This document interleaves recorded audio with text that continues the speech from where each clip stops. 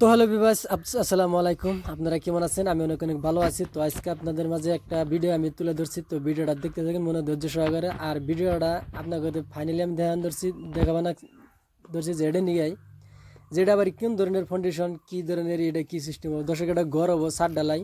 তো এর মধ্যে আজকে যারা আছেন এই ফাউন্ডেশনটা যে করা হয়েছে দেখতে পাচ্ছেন, ইটা গাঁথনি 13 12 1 ফুট 8 ইঞ্চি 8 ইঞ্চি 9 ইঞ্চি 10 ইঞ্চি এরকমই হয়। তো আজকে আর ফাউন্ডেশন এরকম একটা ফাউন্ডেশন মারতাছি।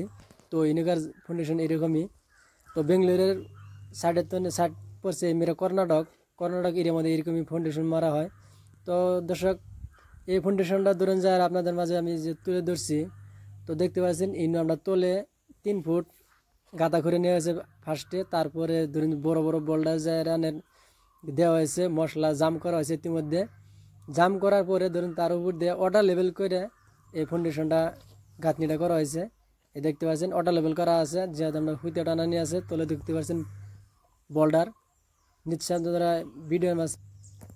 তো দেখতে পাচ্ছেন এনে কোনো পিলার সিলারের কারবার নাই বা খোড়া, যে যাই বলে আমরা খোড়া বলি।